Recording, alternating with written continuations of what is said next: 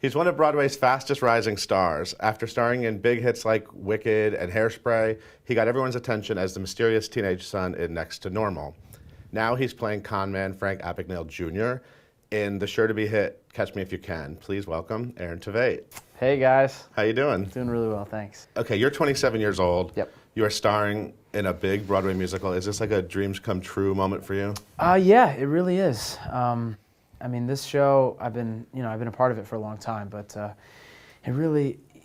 it's everything I could have ever dreamed of when I first saw a show here in New York on Broadway, and to think, because everything has really happened, it's seemingly really fast. I literally still find myself on stage sometimes, and I look around and I say, oh my God, I'm standing next to Norbert Leo Butz doing this scene, and it's insane. It's really crazy. Do you feel pressure? I mean, I know the musicals, it's a brand new musical, it's in previews. I haven't been feeling any pressure, and but I think it's just because I've been working on this for so long, right. And specifically this year we've been in rehearsal since the end of January, but I've kind of been in preparation for this all year. Probably since I left Next to Normal last January, I kind of just started getting everything ready for this. What does that involve?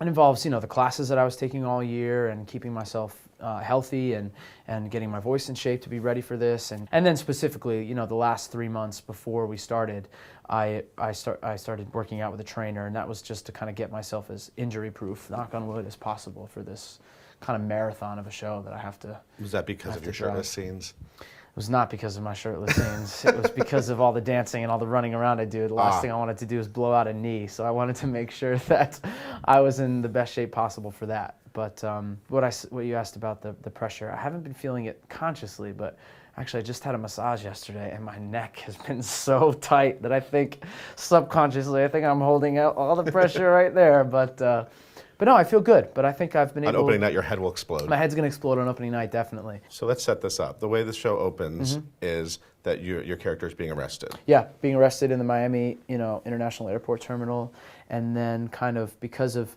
Frank's brilliant imagination and kind of his ability to create on the fly, and as I'm arrested, Norbert Hanratty said something about, you're not going to do this, you're not going to misdirect us, you're not going to put on a show for these people. And it kind of gives me the idea, wait, could I? Let's try it. We're telling it with this device that Frank sees his life as this early 60s television show. It's a really cool idea. Yeah. And I have to say, I saw the show last night, and I absolutely fell in love with it. Oh, thank you. I'm so glad to hear it. It's really cool, really different, really fresh, and you're doing amazing work up there. Thank you. So all the numbers are sort of played like as if they're being done in a TV show in the 60s, basically. Yeah. So what does that do? And you also get to interact with the audience because of that, because you sort of introduce things to them. Yeah. Is that exciting for you as a performer to have that freedom? It is. It's a lot of fun. It was hard in the rehearsal studio because I was playing the audience to, our creative team or a curtain or no one, and then when we got to the theater during tech, it was to the black void. So I've actually been so happy to have, when we started previews, because I have faces and I have eyeballs that are looking at me and listening to me, and so, but I'm a con man.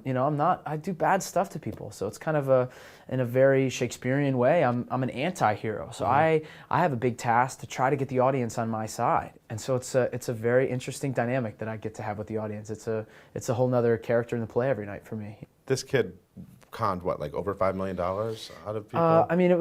It was about $2.5 million, but over the course of the first amount of time. But I think that I read a figure sometime, with inflation today, it's almost $14 or $15 million of today's money. And it was at a time in the 60s where, I think people took things at face value a lot more. And it was still a time where people would believe anything that was told. And so, Frank, he wasn't going out maliciously to try to hurt people, but he would just see an opportunity and tell someone something, and they would believe him, and it would happen. So, but he was kind of a very progressive thinker and thought outside the box of a lot of things. And one thing he did that's not in our show, but it's in his book, and he's told me about it. And he just went into a bank, and there's a stack of deposit slips, and he changed where the number where you write your account. He wrote his account number in those boxes, and so when people came in, they didn't know enough to not write their number in. And so when they deposited checks, it went into his bank account. So just stuff like that. I mean, it's ingenious, you know, Yeah. and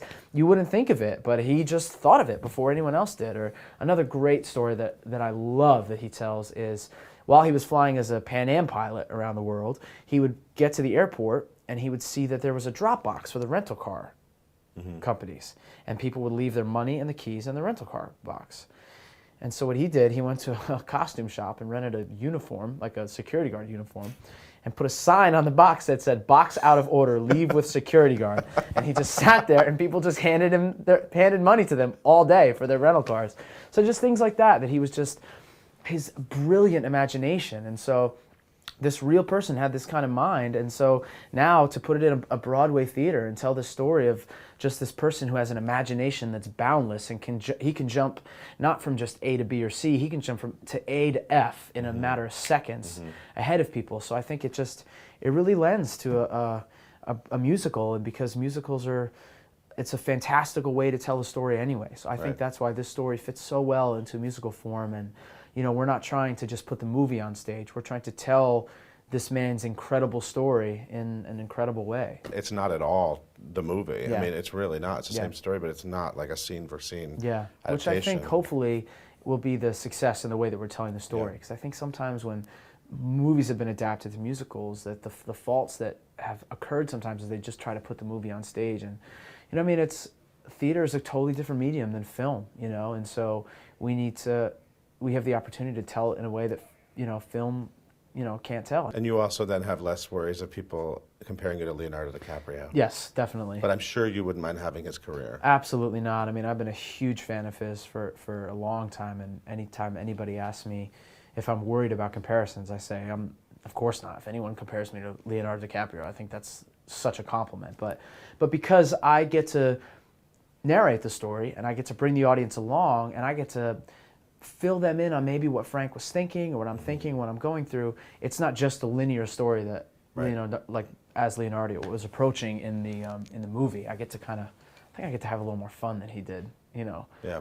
Throughout the course of the story. So you also get to have a lot of fun with these big production numbers. Yes. And shaking your ass. There's a lot of dancing. It's a lot of dancing. Yeah.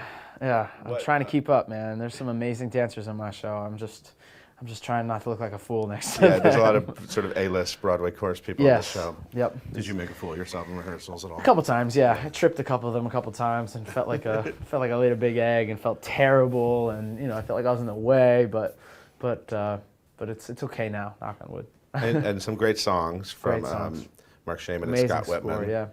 And you also have that fun number with all the nurses. Yes. It's kind of like a Broadway Bears number, a little Doctor's Order is pretty great. I kind of just get to stare at them. I mean, I get to stare at them all show, but in Jet Set, for instance, when they're stewardesses, it's a little more innocent. I'm a little more, but then, I mean, you know, it's a kid's fantasy of sexy nurses, so. So how does it feel to have Rochelle rack whipping her hair in your crotch? Feels pretty good. Feels pretty good. I remember the first day we were staging that, Jerry said, "Yeah, well, just take your hats off and, you know, smack them in the crotch with your hair." And I kind of perked up. I said, "It's fine with me. Go ahead, ladies." You know, it's great. It's really, it's a lot of fun. Is it true that you're a pretty driven guy? I mean, I don't know if I'm just seeing that because I look at your career and you seem very focused on what you're doing. Yeah, and yeah. I think that's a very, very safe thing to say. Disciplined. Where does that come from? I don't know. I mean, I guess it comes from, you know, being in elementary school and bringing home my straight A's to my parents, and then knowing that my friends got $15 for their straight A's, and I said, "Mom and Dad, why don't I get money?" And they say, "No, you get straight A's or you get grounded. You don't get money when you get straight A's." What do your parents do for a living when you were growing up? My dad had a construction company with his two brothers, and so really the only job I worked in a securities firm one summer when I was in a business program in high school, but my only other job besides acting was, you know, every summer and every winter break or anything, I just swung the hammer for my dad. So, you know, he's kind of a very blue collar guy, and my mom's a special education teacher. She's a school teacher. So what do they think of all this? They love it. They've been such huge supporters of me, and they're incredible. They're so proud, and they're a big reason I think that I'm here today, because I was a president of a business program that I had in high school, and I applied to about 4 schools for business and got a lot of scholarships Right. to go to school for business, and then I also applied to a couple schools to be a voice major, and God bless them, they said, don't worry about the money, we'll make it work, where I think a lot of people would have said, no, you're going to these schools you got a scholarship for, what are you going to go study music for? So, and then even when I wanted to drop out of school to, go do Rent, they said, go for it, you'll figure out the rest when it goes, but you got to try it. So, but yeah, so they're incredibly supportive. Did you ever stand in line for American Idol? I didn't, actually, a friend of mine, Joe Reed, he and I went to college together. He's in Catch Me If You Can with me now. And I remember our sophomore year of college, we were both doing a show, and it was the second season of American Idol. So Right. American Idol, first season, Kelly Clarkson had just won. And we wanted to go, and I remember our teachers wouldn't let us miss rehearsal to come to New York. So I was going to come that second year to audition for American Idol. And then after that, the next year, I remember I was doing a summer stock show, and then after that, right after that, I was doing Rent, and then I've been working since. So Who knows what would have happened? You could have beat Clay Aiken. who knows? Season 2, me, Clay, and Ruben stuttered. If I would have made it that far. But yeah, the second season of American Idol, I almost came to New York to audition for it, but I couldn't miss rehearsal. So One of the things I love about Catch Me If You Can is it's so cool to have a Broadway musical about three men, basically. Yeah. Yep. It's three straight men, Yeah. and the dynamic and this fatherhood dynamic. It makes it really unique. It's an interesting. We've talked about it, Norbert, Tom, and I, and not that there's anything against Norbert. Now let's just clarify. Norbert Leo Butz plays Carl Hanratty. right, who's following you. Yep. And Tom Wopat plays my dad. Yeah, but we've talked about it. Just the energy of the three of us loving baseball, talking about that, and I think that there's more. There's just.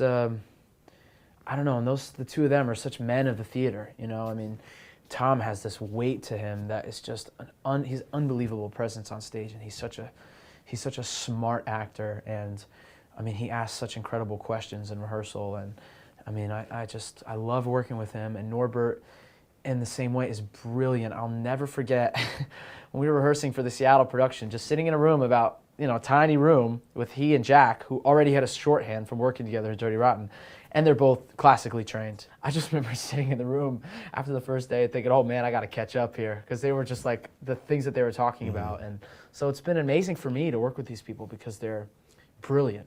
the musical is really kind of about your character's sort of broken relationship with his father, Yep. and then this sort of father figure, unlikely father figure in the FBI agent following who's him. chasing me, yeah. It's really moving at the end. It's about the families that we choose in our lives, that sometimes aren't the Right. families that we're born with. So it's, but I think that it's something that the characters don't know is going to happen until the end. So it's, it's a real journey.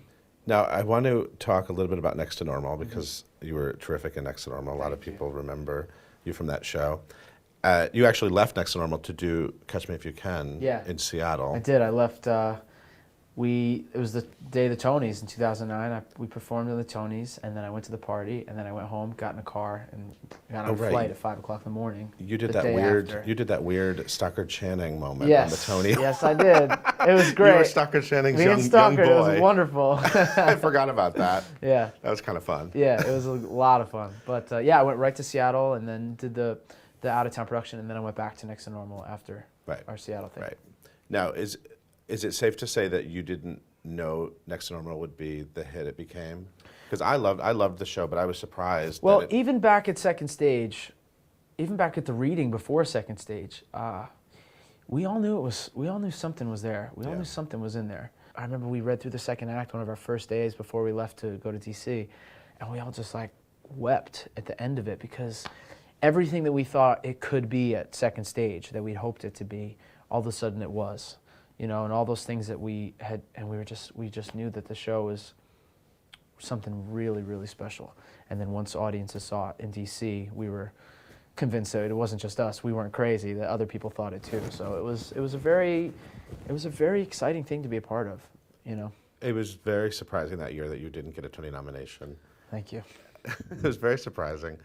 Yeah, there was a lot of buzz around that show, and a lot of people said a lot of things to me leading up to nominations, and I mean, it was hard not to get swept up in it, and so the morning that I was devastated, to be completely honest. It was a real punch in the gut. And once I let it go through me, like I just was so excited the fact that that show got all the nominations it did, and there were 6 of us in the show, and the show ultimately won Best Score, and 6 people singing a full-length musical. I felt a huge part of that, and I was so excited for everyone else, you know. And but it was a very hard day. I also should say that you won a Broadway.com Audience Award, which always numbs the pain of a Tony snub. Actually, it really did numb the pain. I was so honored to win that Broadway.com Audience Award, especially after, you know, what had happened. And what matters really is that the people that come to the show every night and the people that like watching you perform on stage, you know. So that really meant a great deal to me. Did you get to keep that big head from the side of the Booth Theater? No, they offered to give them to us, but then, and actually I got an email from the company management, and they said, "Would you want your head?" And yes, because what I wanted to do was I wanted to put it in my apartment in Queens and just put it on the wall and not say anything to my roommate and have him walk in and just be sitting there eating, watching, like, "What's up, man?" And just have him just see my head. But my dreams were squandered because they said because they were on 2 separate doors that they couldn't get them off without ruining it. So I don't know what happened. Lame. Junk. They could have bought new doors. Ended up in a junk pile somewhere. Yeah, they could have given me the doors. But I had high hopes for that picture, but no, I didn't get to keep it. So are you excited to get to opening night? Yeah. With this show? It's been a long journey. It's been a very long journey. I mean, a couple times a night I'm on stage, and I can't believe we're on Broadway doing the show. I really can't believe that we got here and that we're here. But you know, opening's always nice because you don't have rehearsal the next day. So that'll be nice too. Right now, coming off our 10 out of 12s and then into the previews. But this is the best time. It's the most exciting time. Well, everyone needs to see Catch Me If You Can. Yes, please come see it. Please come see it. And Aaron Tveit is doing a great job. Thank you. So thank you for coming by. Thank you for having me. Thank you for watching. We'll see you next time.